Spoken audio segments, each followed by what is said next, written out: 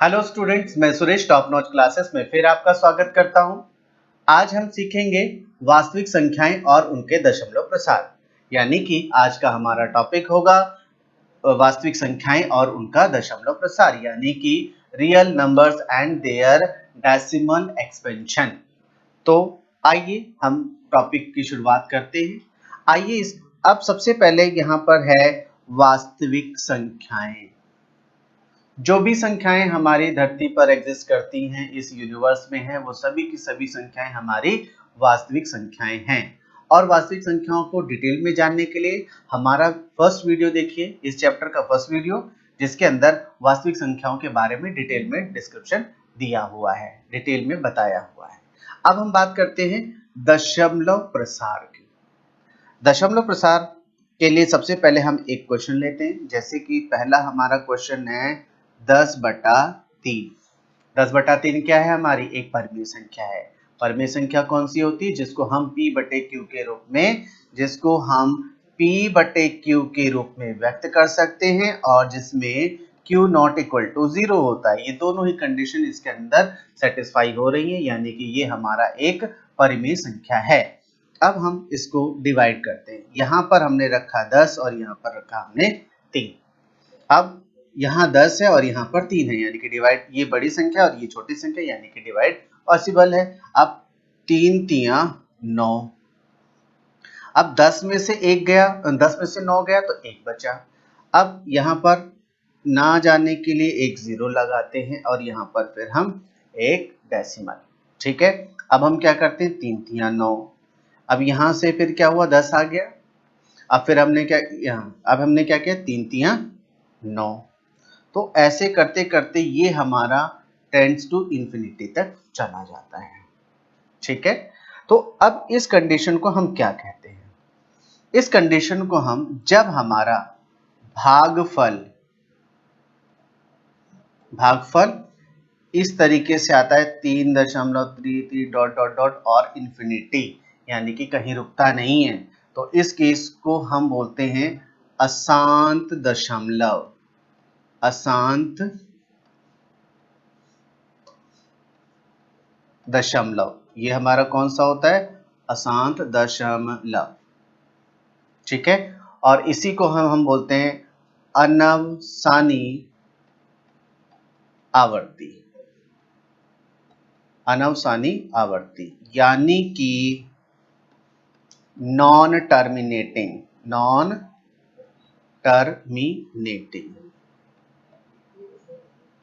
ये हमारा कौन सा है? नॉन टर्मिनेटिंग कंडीशन है। अब हम बात करते हैं दूसरा एग्जाम्पल है, जैसे कि अब हम इसके अंदर हम ले रहे हैं, यहाँ पर है 7 और यहाँ पर है 8। अब हमने क्या किया? 7 को अंदर और 8 को यहाँ पर। अब 7 को 8 से डिवाइड करेंगे तो यहाँ पर छोटी संख्या और यहाँ पर हमारी बड़ी संख्या है। तो हमने क्या किया? यहाँ पर हम 0 लेते हैं तो हमें यहाँ पर डेसिमल लगाना होगा। तो 8 अट्ठे 64, यहाँ पर हो गया 8 अट्ठे 64, 8 सत्ते 56, 8 निम 72, 72 ज्यादा हो गया तो 8 अट्ठे 64। तो यहाँ पर 8 अट्ठे 64, यहाँ पर 64 ले दिया।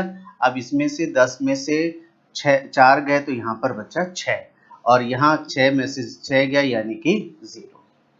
अब यहाँ पर मैं फिर यहाँ पर 0 लेता हूँ। अब यहाँ पर क्या हो जाएगा? 8 सत्ते 56, ये क्या हो जाएगा? 8 सत्ते 56, 8 अट्ठे 64 ज्यादा हो जाएगा। तो यहाँ पर मैंने क्या किया? यहाँ पर लिया। अब इसको 10 में से 6 गए तो यहाँ पर बचा 4। अब फिर यहाँ पर मैंने 0 लिया और अब 8 पंजे 40, यानी कि इस कंडीशन में हमारा जो शेष है, इसमें जो शेष है, शेष इज इक्वल टू 0। इसके अंदर क्या हुआ? हमारा शेष हमारा 0 हो गया और भागफल हमारा 0.875 ये आया, 0.875। तो अब यहाँ पर ये हमारी कौन सी कंडीशन हुई? इसको हम बोलते हैं शांत दशमलव। इसको हम क्या बोलते हैं? शांत दशमलव। और ये हमारा टर्मिनेटिंग कंडीशन है। इसको हम क्या बोलते हैं? टर्मिनेटिंग कंडीशन भी बोलते हैं इंग्लिश में। ठीक है प्यारे बच्चों, तो आज हमने दो एग्जाम्पल ली जिसके अंदर हमने दशमलव एक्सपेंशन के बारे में बात की। पहला हमारा था ये 10/3, ये दोनों 10/3, 10/3 के अंदर जो आपका भागफल है वो 3.333 करके इन्फिनिटी तक जा रहा है, यानी कि ये हमेशा बार बार रिपीट होता है। तो ऐसी कंडीशन को हम बोलते हैं अशांत दशमलव या अनवसानी आवर्ती वाला कंडीशन, जिसको हम हिंदी में इंग्लिश में बोलते हैं नॉन टर्मिनेटिंग कंडीशन। उसके बाद हमने किया 7/8 लिया, ये हमारा एग्जांपल है। तो इसके अंदर हमारा जो भागफल है वो 0.875 आया, यानी कि उसके बाद ये हमारा आगे नहीं एक्सपेंड हुआ यहीं पर, और इसका शेष हमारा 0 आया। तो इस कंडीशन को हम बोलते हैं शांत दशमलव या इसको टर्मिनेटिंग कंडीशन। अब हम बात करते हैं संख्याओं को p/q के रूप में व्यक्त करना। तो सबसे पहला है क्वेश्चन हमारा, ये दे रखा है 0.57। ये हमारा केस नंबर 1 है। केस नंबर 1 के अंदर आप देख रहे होंगे ये हमारे कौन से दशमलव हैं? शांत दशमलव, यानी कि ये टर्मिनेटिंग कंडीशन है, टर्मिनेट हो जा रहे हैं, खत्म हो जा रहे हैं आगे। तो इसके अंदर क्या है? ये मुझे दे रखा है 53, 0.53। अब इसको हटाने के लिए मुझे क्या करना होगा? यहाँ पर 2 0, क्योंकि डेसिमल जो है वो 2 0 के बाद है। तो यहाँ पर नीचे आ गया 100। अब ये हमारा क्या हो जाएगा? 53/100।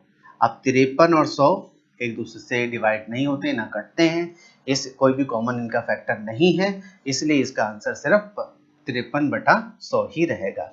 अब हम बात करते हैं दूसरा एग्जाम्पल। दूसरा एग्जाम्पल भी मेरा कौन सा है? शांत दशमलव का, यानी कि ये टर्मिनेटिंग कंडीशन का है। इसके अंदर क्या दे रखा है? 0.325। अब इसके अंदर इस डेसिमल को हटाने के लिए हम क्या करेंगे? यहाँ पर 1 2 3 के बाद दशमलव, यानी कि नीचे हमारा 1000 आ जाएगा। अब ये 5 से कट सकता है क्योंकि लास्ट में हमारा 5 दे रखा है। 5 6 30 और 2 और 5, 5 बचे 25।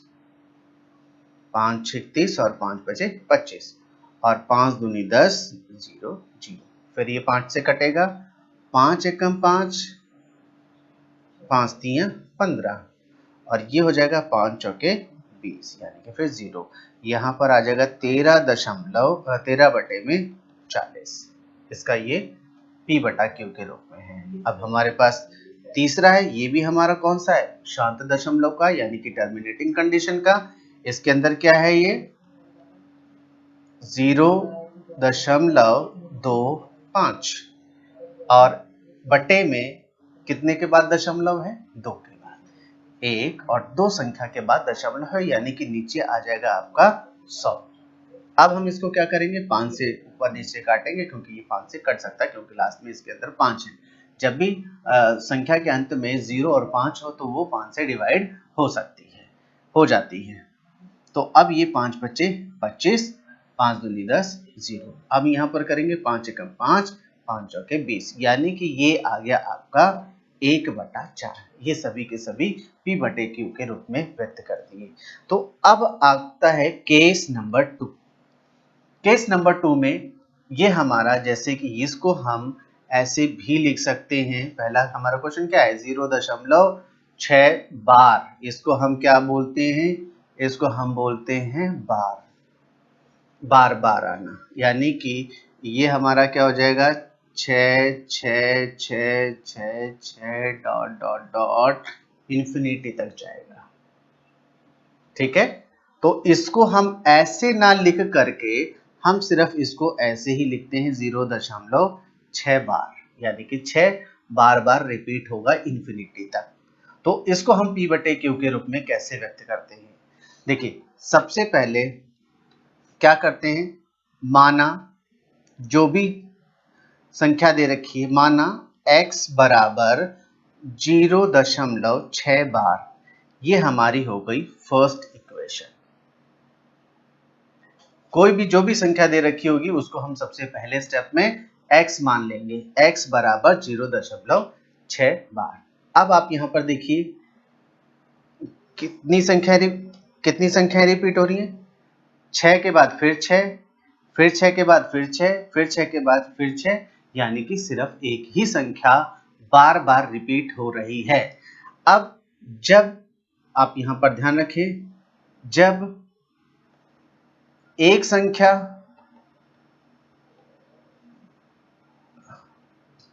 रिपीट होती है, जब एक संख्या बार बार आती है तो उसमें हम 10 से मल्टीप्लाई करते हैं।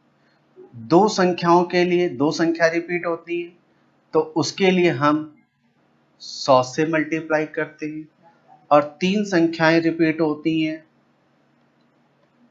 तो हम 1000 से करते हैं, एंड सो ऑन, ऐसे चलता रहता है, ऐसे ये चलता रहता है। तो यहां पर हमारा क्या है, हमारा सिर्फ एक संख्या रिपीट हो रही है, तो इस केस में हम क्या करेंगे, दोनों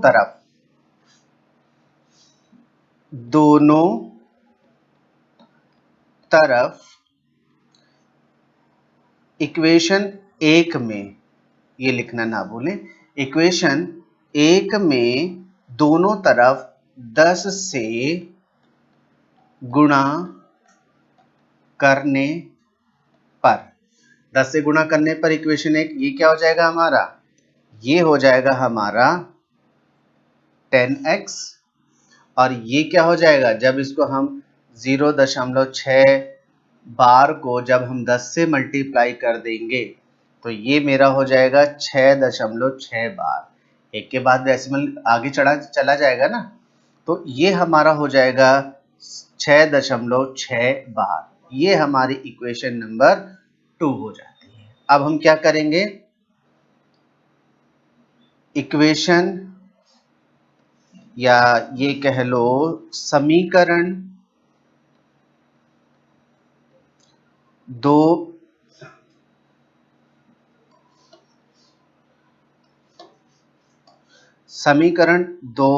में से एक घटाने पर, यहां भी समीकरण कर लो, इसको भी समीकरण ही लिख लो। तो यहां पर क्या हो जाएगा, 10x में से मैंने x घटा दिया लेफ्ट साइड में, और राइट साइड में क्या हुआ, 6.6 बार में से मैंने 0.6 बार घटा दिया। तो अब यहां पर क्या हो गया, यहां पर तो 10 में से जिसके आगे कुछ नहीं होता है, जो भी वेरिएबल लगा हुआ होता है उसके जिसके आगे कुछ नहीं होता उसके आगे 1 होता है, यानी कि 10 में से 1 घटाने पर यहां बचेगा 9x। अब यहां क्या बचेगा, अब यहां देखिए, यहां क्या है,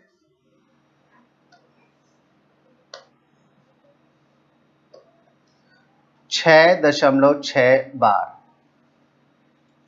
अब यहां पर 0.6 बार, तो ये बार बार वाला पूरा जो भी है वो 0 हो गया, और यहां सिर्फ बचा 6, यानी कि ये हमारा हो जाएगा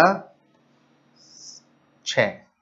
तो अब x बराबर 6/9, क्योंकि 9 इसके डिवाइड में चला जाएगा।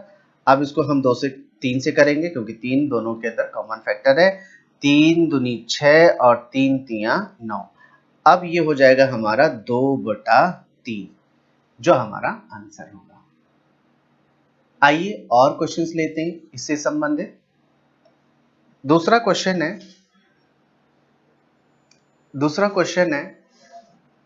0.47 बार, 0.47 बार। अब कैसे करेंगे, बिल्कुल सही, सबसे पहले हम क्या करेंगे, माना x बराबर 0.47 बार, इस इक्वेशन को हम मान लेते हैं इक्वेशन नंबर 1। अब इसके बाद क्या करेंगे, यहां पर जैसे कि मैंने पिछले क्वेश्चन में बताया था, अगर एक संख्या रिपीट हो रही है तो हम 10 से मल्टीप्लाई करते हैं, अगर दो संख्या रिपीट होती है हम उससे 100 से मल्टीप्लाई करते हैं। तो सबसे पहले आप ये देख लीजिए रिपीटेशन कितने नंबर्स का है। इस संख्या को हम क्या लिख सकते हैं, इसको हम लिख सकते हैं 0.47 बार बार किस पे लगा है, 7 पे, यानी कि 7 ही बार बार रिपीट होगा। कहां तक, इन्फिनिटी तक, यानी कि अनंत तक।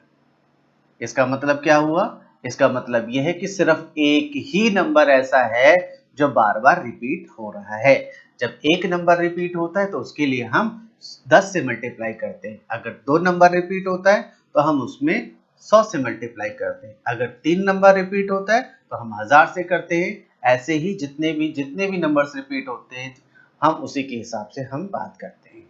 तो अब इसमें हम क्या करेंगे, समीकरण यहां पर सॉल्यूशन लिखा, समीकरण 1 में 10 से गुणा करने पर, समीकरण 1 में 10 से गुणा करने पर ये क्या हो जाएगा, ये हो जाएगा 10x, और ये क्या हो जाएगा 0.47 बार को अगर मैंने 10 से गुणा कर दिया तो ये हो जाता है मेरा, एक के बाद डेसिमल आगे चला जाएगा, ये हो जाएगा 4.7 बार, 4.7 बार। ठीक है प्यारे बच्चों, अब हम बात करते हैं आगे। ये हमारी हो गई इक्वेशन नंबर 2। अब क्या करेंगे, समीकरण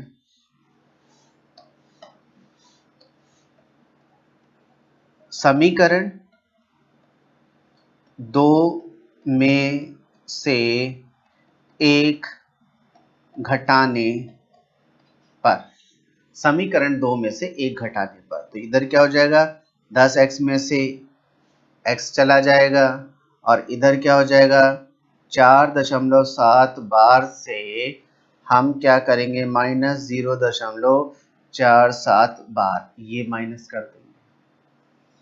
तो अब क्या होगा, यहाँ पर तो 9x बचेगा, ये 10 है और यहाँ पर x है, x के आगे कुछ नहीं है, इसका मतलब 1 है, तो 10 में से 1 गया तो 9 बचा और x का x ऐसे रहा, इज इक्वल टू, अब इधर देख लेते हैं 4.7 बार, और यहाँ पर क्या है, इसका मतलब है 7 बार का मतलब यहाँ पर आप 7 बार लगा दो, वो बात एक ही है, तो यहाँ पर 0.47 बार।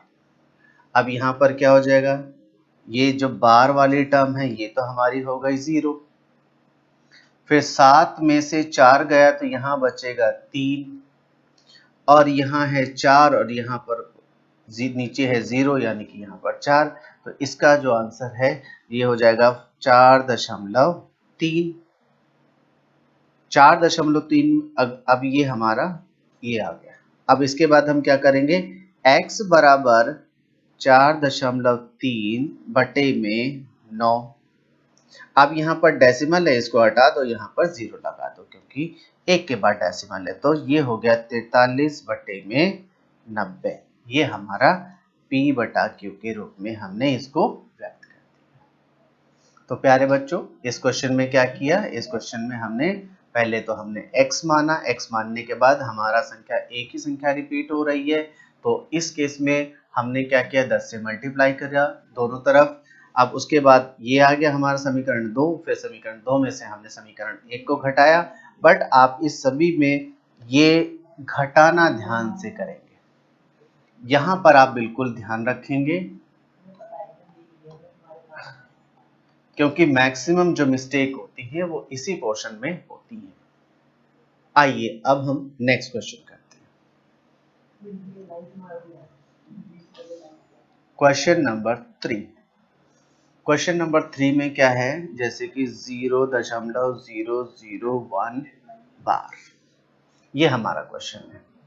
अब इसको हम कैसे लिख सकते हैं, ये इसका एक्सपेंशन ऐसे भी हो सकता है 0.001 001 001 001 and so on into up to infinity. तो इतना सब कुछ ना लिखने के बजाय हमने क्या किया, यहाँ पर बार लगा दिया। ठीक है, अब हम इसका सॉल्यूशन करते हैं। सबसे पहले क्या किया हमने, माना x बराबर 0.001 ये और पूरे पे बार, ये हमारी इक्वेशन हो गई फर्स्ट।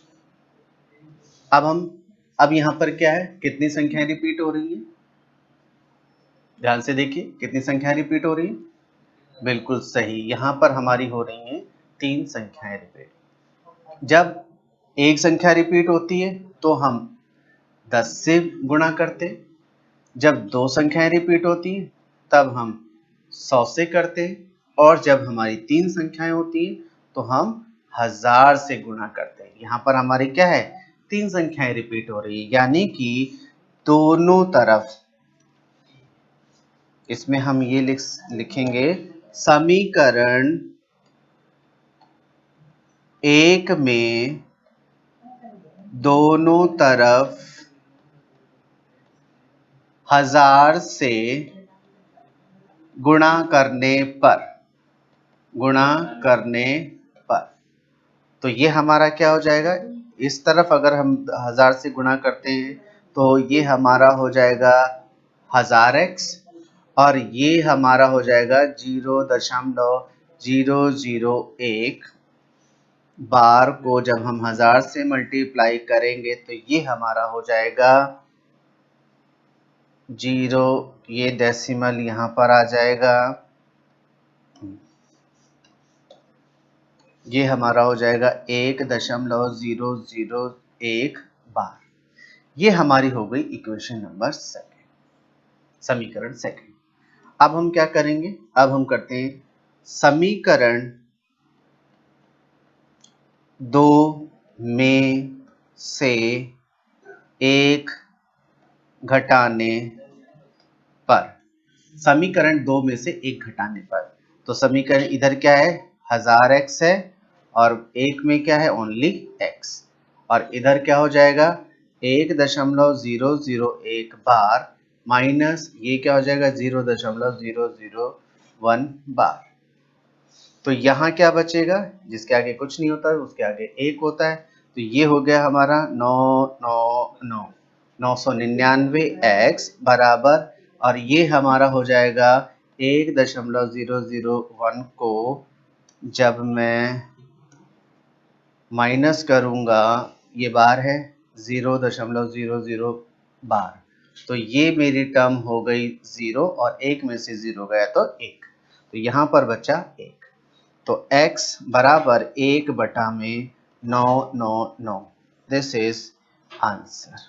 ये हमारा p बटा q के रूप में व्यक्त हो गया। तो आज के लिए इतना ही, अब बाकी हम नेक्स्ट वीडियो में करेंगे।